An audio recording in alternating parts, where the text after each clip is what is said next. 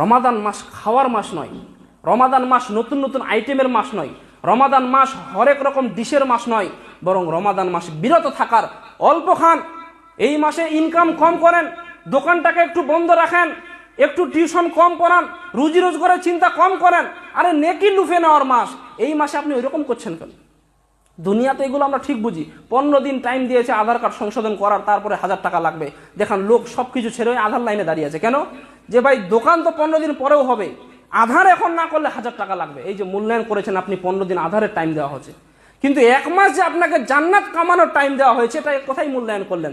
ব্যবসায়ীরা উল্টো পথে, যে লোকটা দোকান করতো না রমাদানে ও দোকান ধরেছে, যে ভাই খুব কামাই হচ্ছে, খেজুর একদম টুপিতে খুব কামাই, মেসওয়াকে খুব কামাই। আল্লাহু আকবার।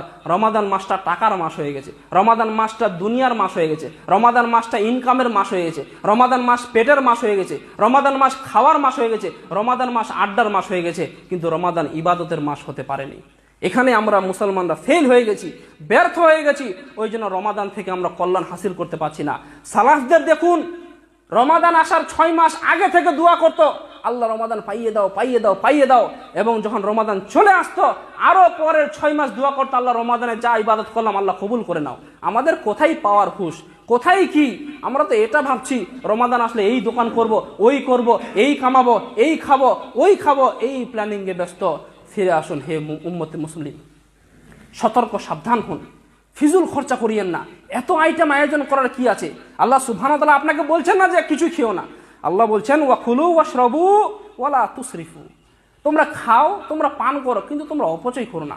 এই এত খাবার, আপনিও বুঝতে পারছেন যে খেয়ে কষ্ট হচ্ছে, কিন্তু খাওয়ার পরে বুঝতে পারছেন, আগে মূল্যায়ন করছেন না।